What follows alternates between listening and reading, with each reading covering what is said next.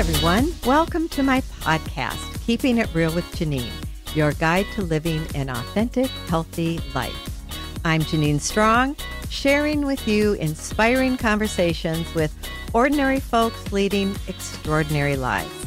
And since most people are at home right now, instead of a new conversation every 2 weeks, I'm going to upload weekly. And I hope you enjoy the extra inspiring conversations.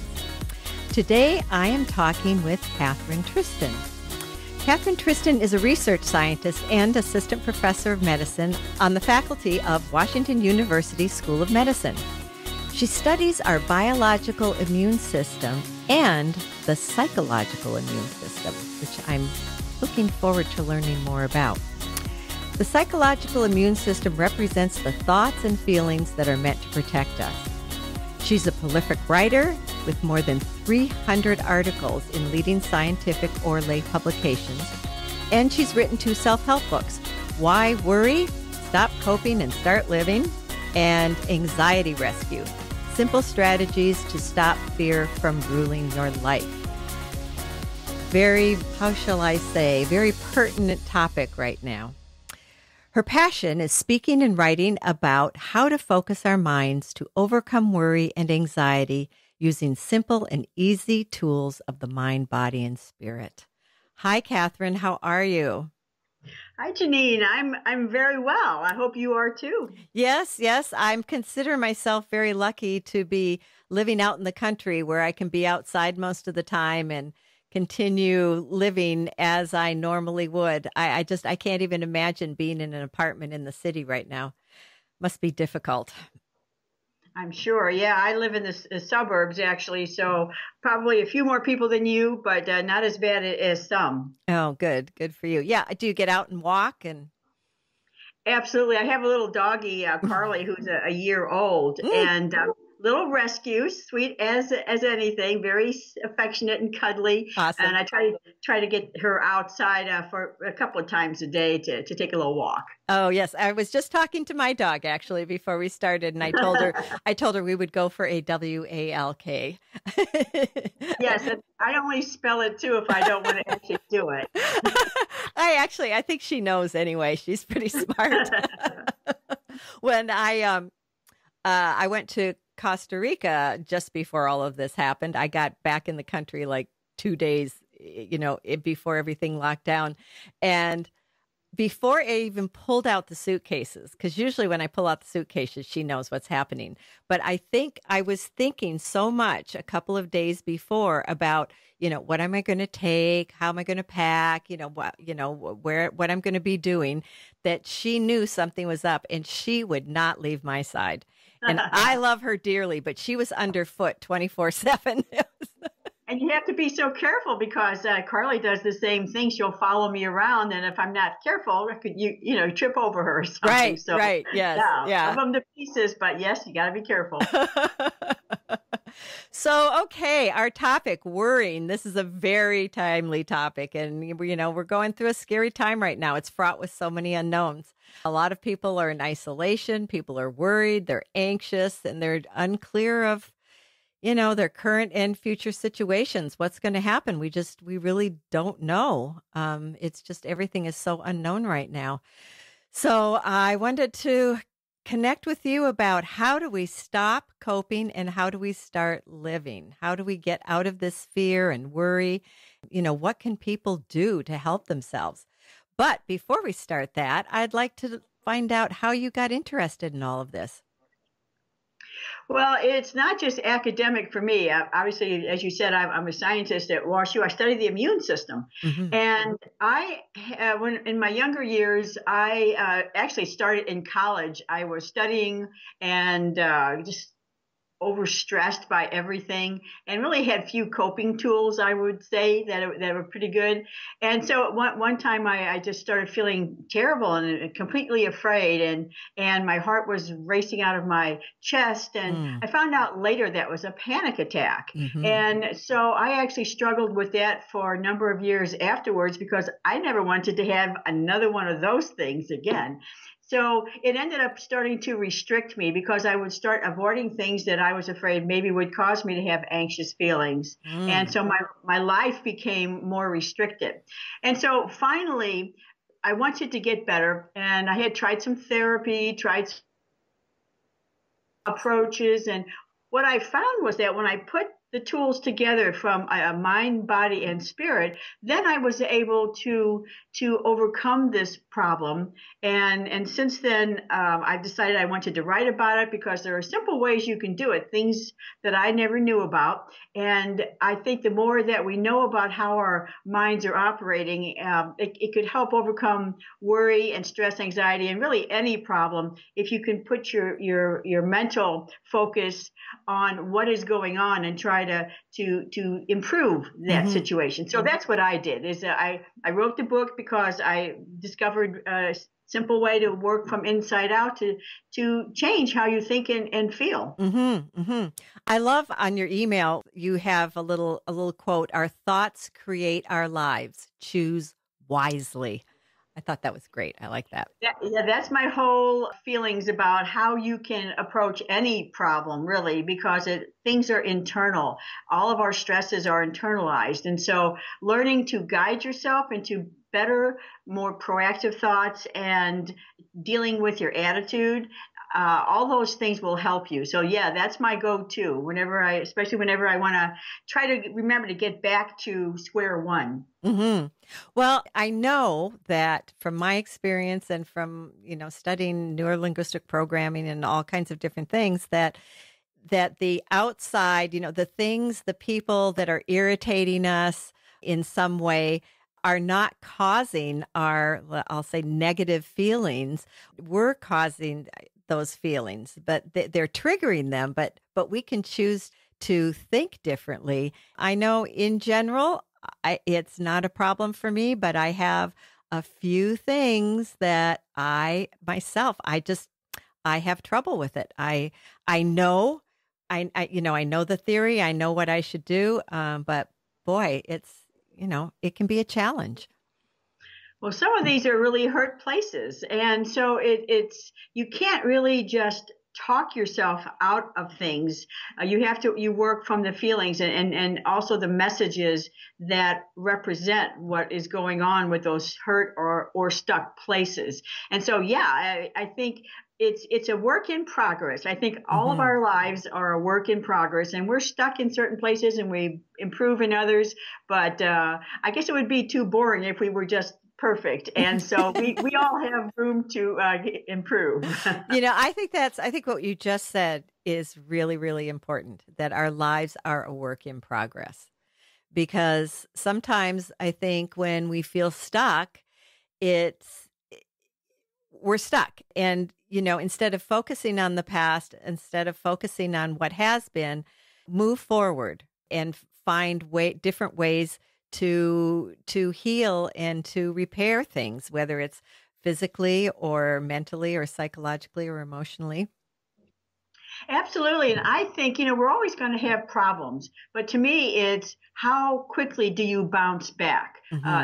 How resilient are you? I mean, I was upset with the COVID crisis too, and it was something that I had never dealt with, and it took me a while to bounce back, but I did. And I think partly what I like to help people with is getting the tools that helps you bounce back, have you recognize how your mind is working so that you can, because so much of what we do is automatic and on autopilot. So yeah, bouncing back is the most important thing when you have problems like this. Right.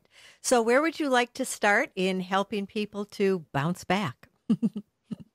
Well, to me, the most important thing, or getting back to square one, is appreciating how your mind is working. Most of the time, we are, as I had said before, we're on autopilot. And during especially this time of all the stresses and worries and uncertainties that we're experiencing, what our go-to a lot of times we don't know about is what I call terribilizing. So we are catastrophizing. And the thing is, we do this so automatically that it's meant to be a protection. And this is what the psychological immune system is trying to do. The biological immune system protects you with antibodies and killer proteins and cells that attack viruses and bacteria. But the psychological immune system uses thoughts. And those thoughts are coming to us as if on a conveyor belt. But the more we pay attention to the thought, our psychological immune system gives us more of those same thoughts. So then you get a conveyor belt going faster and faster with these types of negative thoughts and unhelpful ones. And what was meant to help protect us gets out of balance. It's like a seesaw. And that's what we're dealing with now is a lot of people are just on stress overload. And what we need to be doing is learning how to turn those negative thoughts around, use the ones that are helping because that's what it's designed to do, but then learn to what I call possibilize or find positive possibilities that all is not over. All is not the worst possible thing to happen. We'll find a way around this. So getting off of terribilizing is, to me, square one. First hear it, and then help find some tools, which I have a lot of in my book, and you probably have in your own life, how to retool those thoughts. But first by become aware of them, hear them, and then turn them around. Well, and I think it's very difficult to come up with creative solutions when you're stuck in this, I call it like a vicious cycle. It just keeps perpetuating itself. And that is, to me, the greatest power that we have is awareness and choice, because we feel like we're stuck. And if we agree to be stuck, then we can't really get out of that. It's like spinning your wheels in mud. So by becoming aware that you actually do have a choice and working on yourself, however hard that is, then you can learn to get out of the quagmire that we're in. And you don't seem like you have any choices. You actually do. And no one can really, I think what you were alluding to before, no one can make you feel bad unless you agree with that. So we need to perk up some of our defenses and work on our own self-defense and our own self-nurturing to help us through these very challenging times. So what are some of the things that, okay, so let's say someone they've become conscious, aware, that they're worrying, that they're spinning, that they're stuck. What are some of the things that you would suggest to help them get out of that and move forward? So there's a lot of things that you can do. One of the things is develop ahead of time almost something that you find comforting, some phrases, affirmations that you find helpful that you can repeat and program your mind when your mind is dragging you down that negative conveyor belt. My mother was a divorced parent of 5 kids back when it was very difficult in particular to be that way. And so she would say, "This too shall pass." And I heard that quite a lot because she had 5 kids and was a single parent. And so I think, find what's true for you. This too shall pass. I'll handle it is a good one too, because part of what we're dealing with is the fear that we can't handle this or this will overwhelm us. I'll figure it out. I'll handle it. And I think one of the things that you can do then is to reprogram how you're thinking, stop it in its tracks with some of these phrases. One of the things that I recommend if you find your mind is running away is something I call the stop, look, and listen method. As soon as you see that conveyor belt is going down, with an incredible, very fast number of negative thoughts, just picture in your mind a stop sign, or even say out loud or to yourself, stop, stop. This is not how I want my mind to try to be helping me right now. And then if you feel so anxious and you finally say stop, then you need to get back in the present moment. You need to look around the room. You can see, what do I see in this room? What colors do I see? What objects do I see? What do I hear? So get back into the present moment, because most of what we fear is about a potentially scary future. Right. So bringing back to the present moment, and then listen. So that was stop, look, and now listen to more compassionate dialogue. Something that you would maybe tell a friend if they were having a hard time. And as I said, those phrases, that you maybe think about ahead of time and pull out when you need to, that stop, look, and listen, that can stop a very scary, bad moment and quickly get you more centered. Mm-hmm. So one quick way is just that way. Other things that there are lots of things you can do. I was kind of in a bad mood this morning. It was raining, and Carly, who's a year old, is very active. And so she was running around the house, and I'm trying to actually write something about the immune system and COVID for work at home type of thing. Mm-hmm. And so this was not working this morning. So I said, you know what? Let me just stop. I'm not going to get in a bad mood. I'm going to use my own tools. And so I took her for a walk, and it was raining. It stopped raining. And I swear, when we started walking, the sun came out. I love that. I go, okay, this is not working. So it put me in a better mood. Then we took a nice long walk. And then by the time we got back to our street, it was starting to drizzle again. So I just said, okay, go with the flow is the idea. Mm-hmm. And I totally turned my mood around by not resisting when there was an issue, but figuring out a way to get around it. And so that was good for both of us. She's tired and sleeping now, and I'm not in a bad mood. Mm-hmm, mm-hmm. And I think that's a perfect example of something that I think is very important in life, period, but especially right now is flexibility. So you were showing flexibility that, it wasn't working for you. So you took it, you were flexible, and you decided to do something different. And part of making the choice that you are worth nurturing and you are worth solving a problem and not letting it perpetuate is that you need to change your outlook on things. And it's like one of the things that a lot of us who have worry or anxiety or even stress we're perfectionists. We want it to be this way, and we don't want the house to be in total chaos. Tell me about it. And sometimes you have to give in to the chaos. You might have a perfect house, but it also could mean the kids have grown up and gone away. Pluses and minuses there, I have to say. But anyway, so being perfectionistic is sometimes putting unrealistic expectations on you, and you're very prone to feeling more stress when you're very perfectionistic. So backing off of that is a big help. Mm-hmm, mm-hmm. I'm raising my hand because, it's going around the house and picking up after everybody. I'm like, I'm not the effing maid. And I'm finding that's hard to let go of. And to just say one thing, I don't think you necessarily have to let go of that too. I think that, okay, we have to become accustomed to a little more chaos than we normally have to experience if you're quarantining or in place with a family or kids or others. But I also think it's an opportunity to communicate better. So instead of, getting angry about something, the antidote to anger in my mind is cultivating clarity. I like that. Let's discuss that a little bit. I think that's a really good point. Well, we all get angry, and instead of saying something like, you're such a jerk, why do you leave your socks, laying around the house, or put the seat down for Pete's sake? But the idea of cultivating clarity instead of getting angry is to express your emotions in a way that helps.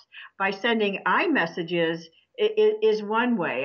When you did this, I felt is a good way, because instead of, telling them you or this, you're trying to get communication portals open.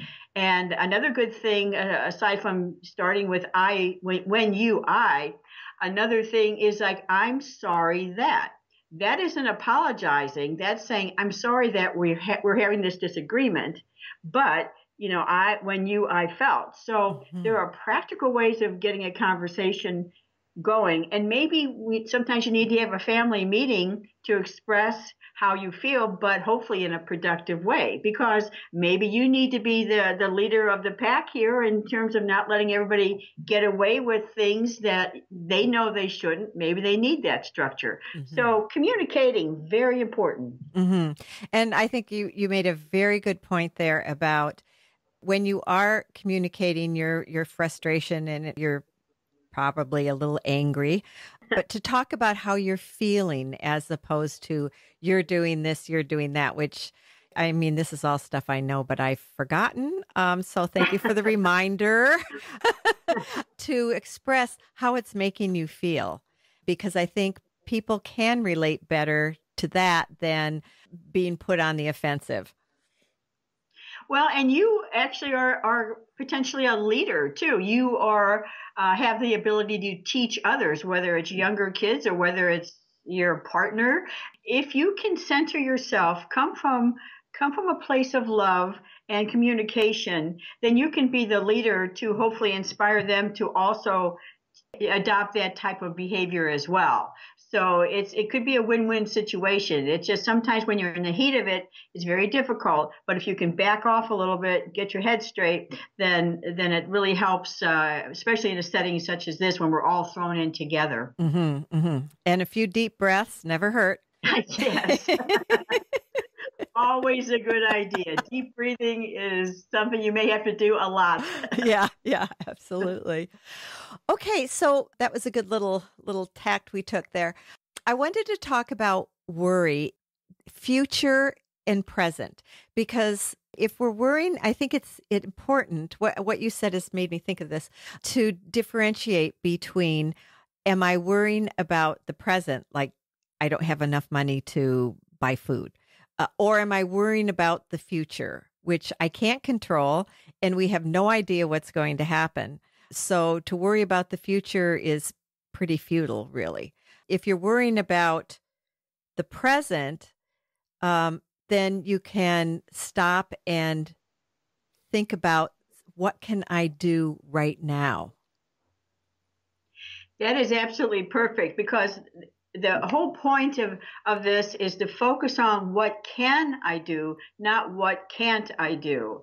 I would love to be going to, say, kayaking on a beautiful Creve Coeur Lake, which is nearby, with a sunny day. Well, I can't for a lot of levels, a lot of reasons. And so focusing on what I can do is important. Now, there are a lot of uncertainties, and we need to think about, obviously, and see how we can plan for the future. The good side of worry about the future is if it helps us be proactive and solution oriented. Maybe we need to talk to a financial person if we can see, well, we're not working, or we're cut back on our salary, and we need to figure this out about our bills. I mean, you may need to bring some experts in to discuss things.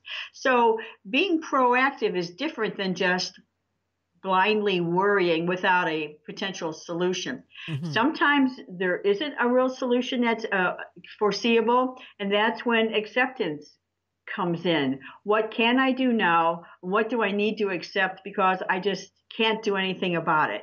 And I think that's the important thing. I remember, this is not COVID related, but I remember one time I was driving to a grocery store and I saw this gal coming back with her grocery cart and heading toward her car. And so she was had a very unstable gait, and I wasn't sure if I should go over there and try to volunteer to help her with the groceries out of the bag. And I wasn't parked so close to her, but when I got out and started walking over to her, she had already put the groceries in the trunk and put the cart back and started driving away. And I looked at her car, and her license plate said, "Can do." And I thought, you go, girl.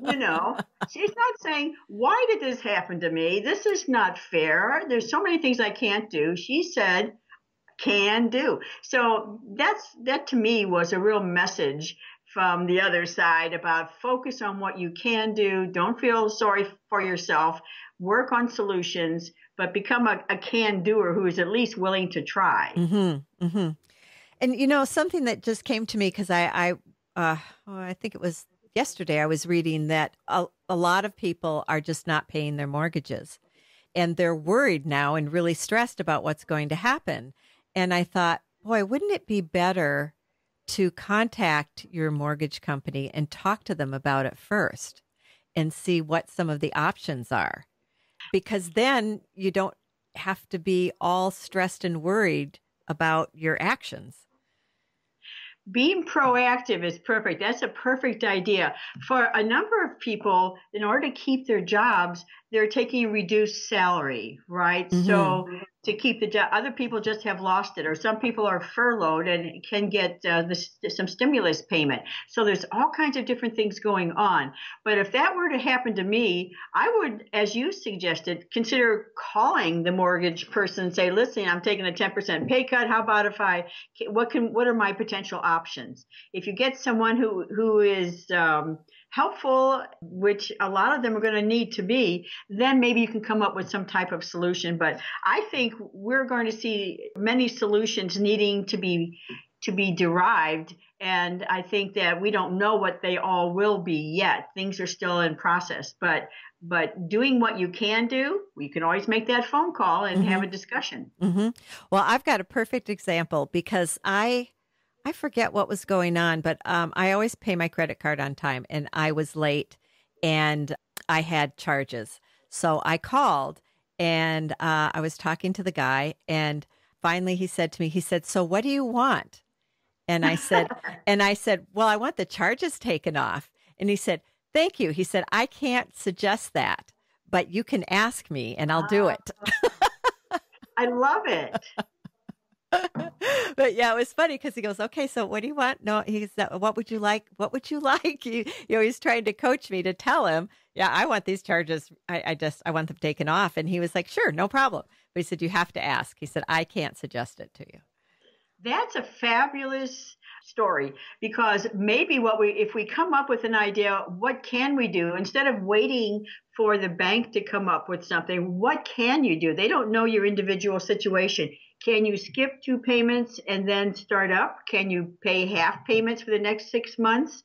Really, you could think, based upon what you said, is think about what is a potential solution. What would be a win-win situation instead of going bankrupt, instead of letting them repossess the house, which they could potentially do, but they have a lot of people in the same boat. What would work out for you? And then maybe that would be something to consider. Or even suggest, I was reading that, I don't know if they're going to try to put this into one of the bills or something, but for people who can't pay their mortgage, instead of, because I think some mortgage companies were saying, well, you're going to have this huge balloon payment, which nobody's going to be able to pay if they can't pay their mortgage on a monthly basis. Instead, to tack those months onto the end of the mortgage. So say you can't pay your mortgage for 6 months, your mortgage will be extended for another 6 months at the end. And that's just the kind of idea that, banks or mortgage companies should be coming up with, and I think that's a great idea. Put it on the tail end. And if later you end up having a bit more money, you can always make maybe double payments to reduce things down. Right. But right now, the idea is to survive the difficulty that we have with money or with jobs or lack of, and find ways that you could think maybe would help solve that problem. And I like that idea. I think creatively figuring out your finances would be a big help for lots of people. But most of the time, you've got to come up with a suggestion. Yeah. They're not going to. I mean, I remember years ago, I called my credit card company and I asked to have the interest amount lowered, and they did. I think people do that all the time. I even had my daughter mention to me that she was ready to cancel that cable, just too expensive. And so she called them up and they said, well, tell you what, we'll for the next year, we'll give you this special and we'll throw in this Showtime or HBO or something like that. So I've done that before. Yep. And they've said, oh, we've got this special going. I can give you this special. I said to my son, I don't know how he got so smart, but I'm very impressed with him. He will call credit card companies and say, this annual percentage rate is just too high. I'm going to cancel this card. And so they will invariably lower the annual percentage rate. And if they don't, then get another credit card. But so I think companies are willing to work with you, but they're not necessarily willing to give it away. Right. You have to ask or be proactive. And again, that's find out what you can do and be proactive about it. Be creative. See what you can get. Right. And often it's one step at a time. I think often when we look at the whole picture, it's easy to get overwhelmed okay, what can I do right now? What's one thing I can do? And then when you do that, then you can go to the next thing and the next thing. Or I love writing things down because I really like crossing them off after. I'm a list maker too. And sometimes I forget to put it on my list, and I've done something. I go, oh, I put it on anyway after I've done it, so I can cross it off. I can cross it off. Oh, I hear you. I'm the same way. I don't know if I should admit that. Well, but it's very concrete when you do that. It makes you feel like you've accomplished something. And there's something to writing things down. If you are a worrier, instead of letting it loop around your head and just make you feel stressed or headachy for no reason, it helps to write down your thoughts. Maybe a couple of times a week for 10 minutes, 15 minutes, just put it on paper. Sometimes that's a big help. Mm-hmm. And actually, I don't know if you've ever done this, but I've done this in the past, is that I had heard once that if you say you are right-handed, if you're trying to figure something out, ask a question and then write with your left hand what you think you are hearing or what you feel. Oh, interesting. I've done that before, and it may be a little hard to read, but I think that I've gotten some clarity before when I've done that. So writing, whether with your dominant hand or your non-dominant hand, if you want to ask a question or focus on a problem, those are concrete ways that you can help yourself. And, I wanted to go back to something you said earlier about looking around the room, because I know I've used stop, and sometimes stop works for me and sometimes it doesn't. But I forgot about, and maybe it was an NLP thing, I can't remember, but to stop your worrying is to look around the room and Buddha painting, glass ball, blue wall, piano, harp, lamp, and just name things like that. And that will really work to stop that spinning. Totally, because you're actually getting into the cognitive part of your brain, the thinking part, not the emotional part that's getting out of whack. Mm-hmm. So doing that and saying things too. I mean, I love your podcast, Keeping It Real. That's one of my sister's favorite saying is to herself, like, all right, keep it real, keep it real. Or she'll say, okay, next channel, please. So she is like, we're talking to ourselves. We're doing these tools internally, looking around the room, concentrating on the present moment, but also supporting yourself through these difficult times. And keep it real is a good one. Thank you. Yeah, I know sometimes when I'm writing my newsletter, I'm like, okay, I have to be authentic here. I can't,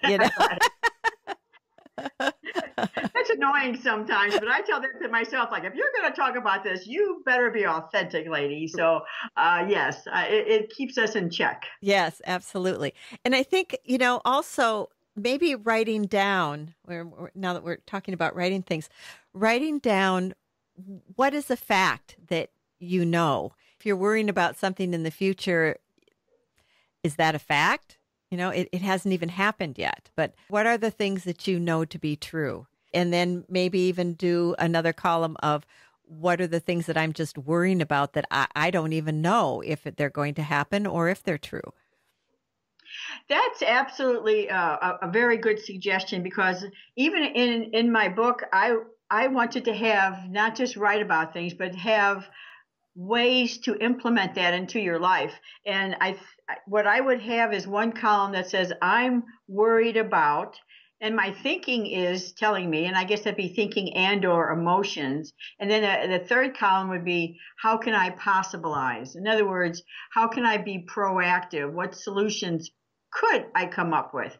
And even if it ends up not being the solution you end up with, the whole point in what you're talking about and I'm talking about is get it out of that looping brain that is worrying or stressing about it. Find some possibilities and focus on what you can do about something. So again, it goes back to doing some self-work and self-growth, actually, and writing things down. It does help. It certainly does. And I know we do always have a choice. And however, I think sometimes people are in such a stuck place that they don't feel like they have a choice. Say, for example, a woman is in an abusive relationship. She has children. She doesn't have a way to earn money. So she feels like she has to stay in the relationship, that she doesn't have any choice. Now, we know she does have choices, but, how can, something like that, how can she get out of that?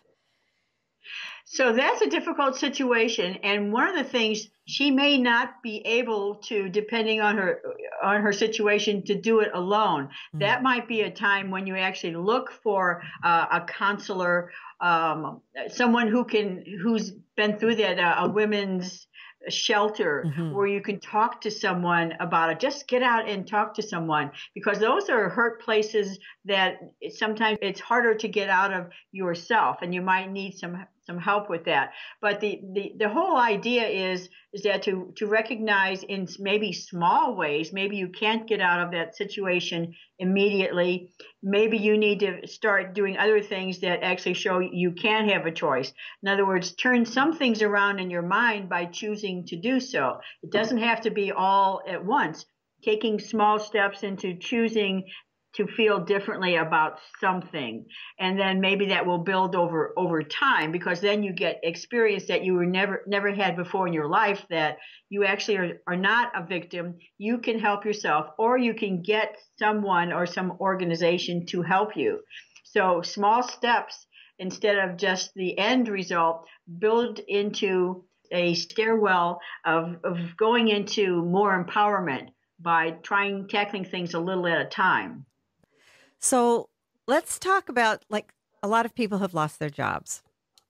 And I think that one of the things that tends to happen, people are at home, they lose their routine. And to me, I think it's, and I see this with the boys, they're up till all hours. In fact, I think I just heard one just get up. It's almost 2:00. They're up all night. There's no routine to help keep things organized and stable. And, they're eating at all weird hours. And I just think that adds to the stress if you don't have some kind of routine. Absolutely true. I mean, even there have been scientific studies to show that people do better with a routine. And whether it's you or your kids, it is better to have I think of it as this: find the sweet spot between routine and variety. So you need to have the routine: get up, get dressed, take a shower, and do your studies or whatever you need to do, or a person maybe work from home or do some exercise. But trying to build a routine is actually therapeutic. It helps you be in your natural state. Most of the other days before this happened, we had a routine and we stuck with it, and there was some comfort in that routine. But we also don't want to become just stuck in one way. We need to have some flexibility, had some variety that's also fun. So there is a definite sweet spot between routine and variety. But as a parent, sometimes you just want a break, I'm sure. And just, whether you're going to have a little a fight or a disagreement about trying to get them into a routine. Sometimes it's easier just to let them do those things, but then they are not happy. And so it actually will help them, again, maybe a family meeting to discuss some issues, or to lay down the law if that's necessary too, because it is your house. So those types of things are problems even for kids, younger kids, teenagers. A routine is something that is at least 5 days a week or several days a week. Establishing routine is important and helpful. And I'm wondering, as we're talking, it occurred to me, I wonder if people who have more self-discipline tend to do better in situations like this. It could be. It could be if you like self-discipline, it gives you a sense of comfort, and it gives you a sense of control. If you're a person who doesn't need as much control, then maybe you just go with it. And depending on if you can accomplish what you need to accomplish, if you're working from home, you still need to be working from home. So there are all kinds of different personality types. And that's why worry also different personality types. There's a type of personality called the highly sensitive personality, and like 10 to 20% of people have that. And those are the kind of ones that maybe fly off the handle a little bit more. Sounds even are louder. I remember taking my granddaughter to what we have in St. Louis, something called the Magic House. And it's got all these cool things to do and fun science things that you can do. Oh, neat. I took her up to this one room, and it was loud. There'd be like some kind of explosion, and then something came down. I forget exactly what it was, but she cupped her hands over her ears, and she was totally upset. Other kids were loving it, absolutely loving it. So, and I realized, I think I actually fall into that category too. If I watch too many negative things or too much blood and guts, that actually affects me. I see that as real. And so I try to back off of the negative news. I try to back off of those types of negative situations. But there's a concrete personality who is very, very sensitive. And so you have to be careful with what, if you've got a kid or you were like that, what you expose yourself to. Is there, are there any strategies for someone who's highly sensitive? So the highly sensitive person, it helps, again, to back off. If you're going to watch Netflix or binge watch something on Netflix, watch something like, I think it's called Heartland, and where it's a Canadian-based 10 years worth of episodes, and it's not violence and bloodshed, but there's still some good and intrigue episodes. So back off of that. Even video games. When I go over to my grandkids' house, they're apparently the other two of the three are not highly sensitive because they're on the war games or things that are loud and explosive, and they seem fine with that. But I think if you or you have a child who's highly sensitive, dropping out of some of those sensory overload situations is helpful. They're also probably more sensitive, may cry more easily, may be more affected by the stress and worry of being stuck with the family. So trying to give them some space, direct more what they watch that isn't as forceful, as loud, as violent. Those types of things are things that a parent can do. And actually maybe even talk to a child or your mate about if they're like that, ways that you could help them. Because some people they're in small apartments or small houses, and it can be difficult to have your own personal space. Well, I saw something with a Facebook friend. She has 2 stepchildren and one of her own with her husband, and she goes down to the basement to work. I think she just makes T-shirts with emblems on and things like that. But apparently the basement is also where their video system is, and so she was posting, if I hear this, and this is a teenage boy, I think he's probably a junior in high school and a football player. If I hear him say, "Got ya," or something like "hoo-ah," or whatever, one more time, I'm just going to, knock him off that console. But of course she can't. And being a step parent, it makes it a double challenge. But yes. So to me, that's, again, the time to have family meeting and discussion and see if you can come up with a solution.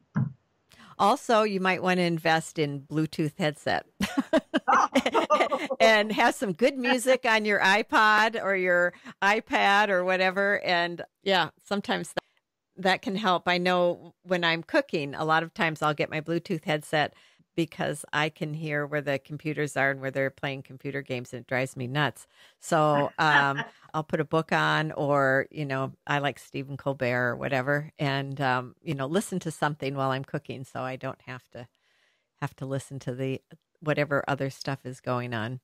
That's a great idea. Whether they put on headphones and then you don't have to hear it, or whether you do, you get into your own zone. Right. And I think getting to creating an inner happy zone or safety zone, whatever you want to call it, being able to make that even in a confined space is something that many of us should be proactive about. We need to insist on nurturing and taking care of ourselves. Mm-hmm, mm-hmm. Really, really important right now. I think it's not selfish. It's the need to take care of yourself. If you don't take care of yourself, you're not going to do a very good job of helping others, your family, friends, whoever. Absolutely. And, and if it is being selfish, too bad. I Mm-hmm. think the other thing is learning a lot of, as women, we're sort of groomed and nurtured to be selfless rather than selfish. But I think also it's important for us to be assertive for our own benefit, for our own nurturing. We don't have to be the nurturers 100%. That paradigm is starting to change a bit. And so maybe we can be leaders in trying to be less selfless and more selfish in a way that still accomplishes things and you get what you need to get done. But if you are not happy, if you're stressed, you're actually not going to be a good role model either. So how you handle your stresses by taking care and nurturing yourself is a good example. Right, right. To others. I think it's really important, and I think women especially they seem to feel, a lot of times like they have to sacrifice for their children or put up with a lot of, I don't want to say abuse, but like I said, a lot of times I feel like I'm not the maid. You guys are treating me like I'm the maid, and you don't need to go there. You don't need to put up with that, and you don't need to let people walk all over you. Well, when I've given talks before at the medical school, for instance, and some of the female physicians would come in, and anybody else, and afterwards would talk to me about it's so stressful because not only do they have the job, and it's a pretty stressful job, whether you're a physician or anything, and then they go home and they're still the primary caretaker, or if the child gets sick, they're the ones who have the primary role of taking care of that or taking off of work. I think I see some changes in that. There are things that are changing now where there's more shared responsibilities. But I think if you're caught in a situation where you aren't sharing as much responsibilities, again, that's a good time to be a role model and say, we need to make some changes here because I'm not happy about this. I feel overworked. I feel overwhelmed. Let's come up with a plan. So again, it's the iMessages and, I'm sorry that we have this situation, but we need to find a solution to this. So it's the same kind of idea of being communicative about your own needs. Right. I think that's probably the really big thing. And I know it's always been kind of an issue for me to, express my needs. And I can imagine that for a lot of people, either they have a difficulty expressing their needs, or when they do, it's like it's so built up that it comes out. Yeah, in this big explosion, and then everybody gets on the defensive, and it just kind of perpetuates things. Well, it's like thoughts. We have all these thoughts that are going around and ruminating in our head. A lot of them are from our unconscious mind. And to me, thoughts are like air being blown into a balloon. And I even do a demo if I'm giving a talk, and I say that, thoughts are like air blowing into a balloon. It's getting bigger and bigger. So what can happen when that balloon gets full is it can pop and explode.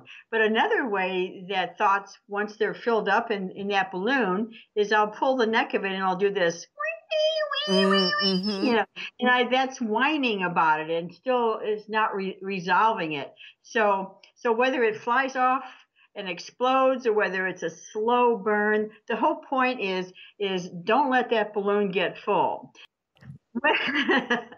When you start blowing up that balloon and all of the negative thoughts are starting to fill it, the time to intervene is before it gets so full that it's going to explode, or it's going to come out in some way by flying around the room if you release it, or by whining if you just slowly let it out. So there are three things that could happen. That full balloon is going to explode, or you release it and it just flies around the entire room.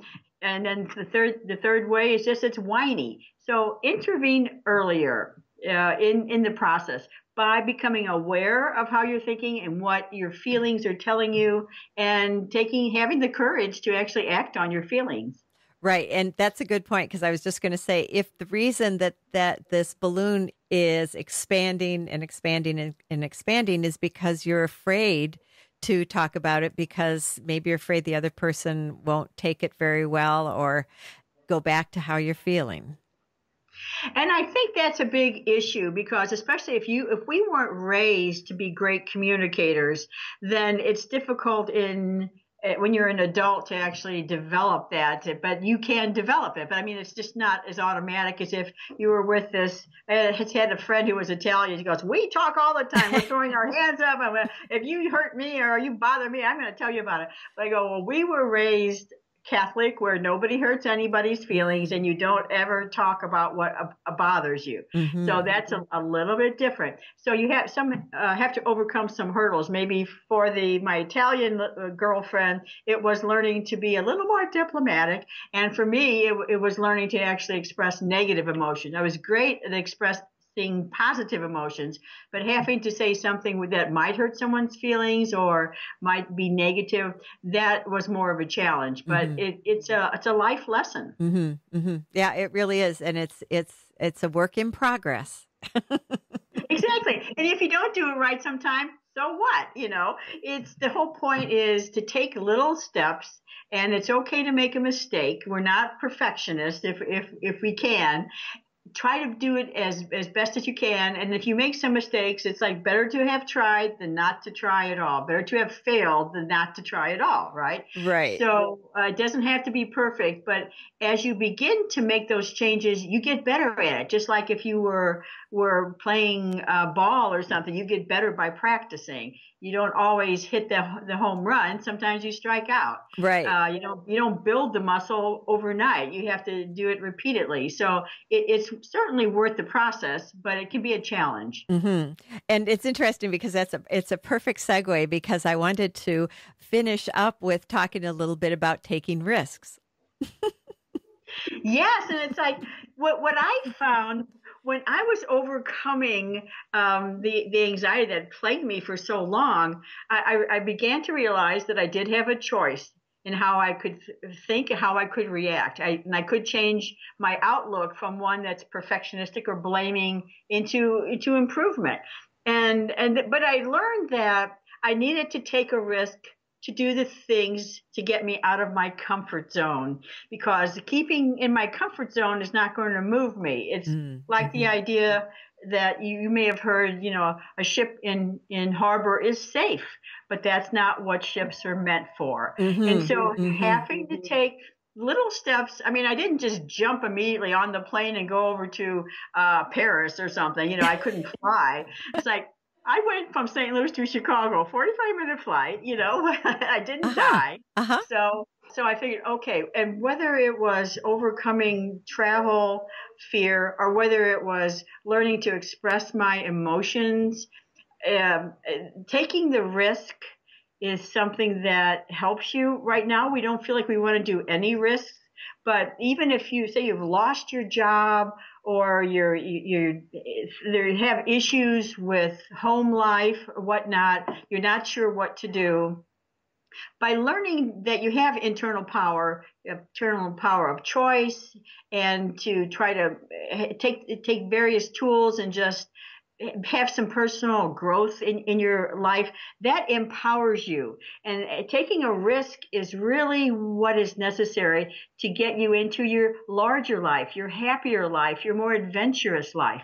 So learning to take a risk is essential to grow. And it's just sometimes a little hard to do, but you got to forgive yourself if you don't make it, or you fall, and get up and keep going. Mm-hmm, mm-hmm. Is there a way to feel comfortable taking a risk and not throw yourself into a lot of worry about, what's going to happen if I take the risk? I think one of the things that I used to do when I was trying to overcome some of these issues is I would get it myself into meditation or meditative state. I would envision what I wanted to have happen. I could see myself, because this was some travel issues. I would sit down and I would meditate. I would close my eyes and I would say things. I am strong and powerful. I am powerful and loving. I am powerful and loved. And I am powerful and I love it. That was from, I can't think of her name right now, but it's Susan Jeffers. And so, I would spend mentally retooling time by either meditating, saying phrases, and then this is very important, feeling what it would feel like to be that way. So I would feel like, oh, I'm walking up, going into the airplane. I'm sitting down now and I'm feeling good. And so envisioning what you want to have happen and importantly, how you want to feel about it, those will help you when you're actually taking a risk to do something. Those steps can help program your mind ahead of time how you would like to feel. And actually, studies show that if your imagination can actually create the same effect in your brain as if you're doing it. So by imagining, by putting yourself in a meditative state, affirmations, feeling possible, these things are possible. And those are ways to help you when you're doing something that's risky and taking small steps. I mean, no one expects the large leaps without having put in the smaller steps. And I think that helps. And knowing that you are the person you can run to if you do have a problem. You can comfort yourself. You can nurture yourself. You can empower yourself to be okay despite feeling afraid or stressed or worried. You are the one to run to. And building that self-empowerment is really what helps you take much more risks and over time, bigger risks. And, I just had a senior moment. I do this all the time. I had such a wonderful statement based on what you just said. Come on back. You just back. It was a brilliant thought. We want it back. Well, one of the things that I did want to say is that we covered quite a bit here that I think is really important. This was a great conversation. I haven't read both of your books, but I read Why Worry, Stop Coping and Start Living. And there's so much more information in there than what we talked about. So for our listeners, if these ideas appeal to you, I suggest you read one or both of Kathryn's books. Why don't you tell the listeners about your books, how they can get them? Do you have a website? How can people connect with you? Well, thanks, Janine, for mentioning that. It's Anxiety Rescue is no longer really available, although I have some copies. But Why Worry? I retooled actually many of the concepts into Why Worry and have lots of tools and strategies. I wanted to make it simple for anyone. You can go to my website, whyworrybook.com. That's one word, whyworrybook.com. And I have links to Amazon. If you can see, I have a number of things on the website, including how some strategies for dealing with COVID-19. Or you can find the book on Amazon, Barnes and Noble, pretty much anywhere as a book or an ebook. So I think there's so many different strategies, as you said, that there are lots of things that people can do to help themselves. And I was just happy to present some of those. And so it sounds like on your website, then you also have some current writings that people might be interested in. Yes, I have a blog on there, which I try to do informational, inspiring stories or video clips. You can check out the blog, check out the front page. I have some COVID-19 coping strategies, stress reduction strategies. You can also check me out on Facebook. My Facebook handle is Kathryn Tristan, KATHRYN TRISTAN. And you can, I have a number of little videos and things that other resources to help you. So check out my website, whyworrybook.com. Check out Facebook and do something to help yourself. Excellent advice. Thank you, Kathryn. This has really been fun. I had no idea really where our talk would go, and I think you did a great job in directing it into just the right spaces. So I really enjoyed speaking with you. Thank you. I did too. It was a lot of fun for me. It will definitely set the tone for the rest of my day, and I'll have a very uplifting day now. Thank you. This has been great. Thank you so much. I've really enjoyed connecting with you, and I think the listeners will enjoy our conversation too. I hope they did. Thank you, everyone, for being here with me, and thank you, Kathryn Tristan, for sharing. You have so much wisdom and so many practical ideas to really help people to stop worrying and start living. Remember, the podcast website is realjanine.com, Janean. To subscribe to Keeping It Real with Janine, go to iTunes or your favorite podcast provider. And if you prefer using YouTube, I have video slideshows of all my conversations. Just search for Keeping It Real with Janine. Do you know someone who would enjoy this very informative conversation with Kathryn Tristan? I'm pretty sure you do. A lot of people can be helped by listening to this. It's very inspiring. Please share the love with those you love. Thanks for listening. Take care and be well.